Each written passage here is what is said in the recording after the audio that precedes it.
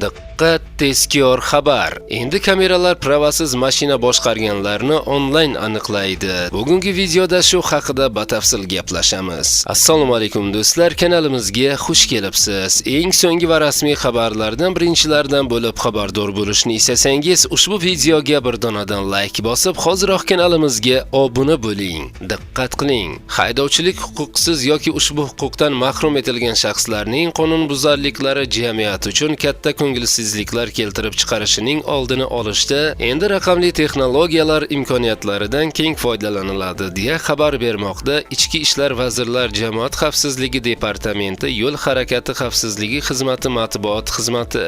Qayd etilishicha, hozirda mamlakat avtomobil yo'llarida shaxsning yuzini aniqlash funksiyasiga ega kameralar hamda foto va video qayd etish qurilmalari o'rnatilgan bo'lib, joriy yilning 23-fevralidan 3-mart kunigacha test rejimida ishlagan. Ushbu qurilmalar orqali bir qancha haydovchilik huquqidan mahrum etilgan fuqarolarning mashina boshqargani, boshqaruv vaqtida telefondan foydalanganliklari aniqlangan. Endilikda ushbu qurilmalar qoidabuzarliklarga nisbatan onlayn ravishda chora ko'rishni boshlaydi. Boshqaruv huquqidan mahrum etilgan shaxslarning transport vositasini boshqarishini MJTKning 135-moddasi 3-qismi bilan BXMning 50 baravari miqdorida jarima solishga sabab bo'ladi.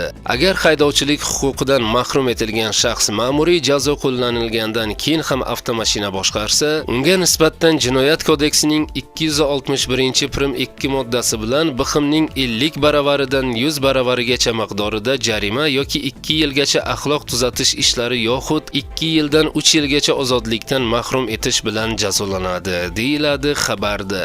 O'zingiz va yaqinlaringizni ehtiyot qiling. Aytgancha, agarda siz kanalimizda yangilardan bo'lsangiz, hoziroq kanalimizga obuna bo'ling va ushbu videoga like bosib qo'yishlikni ham unutmang.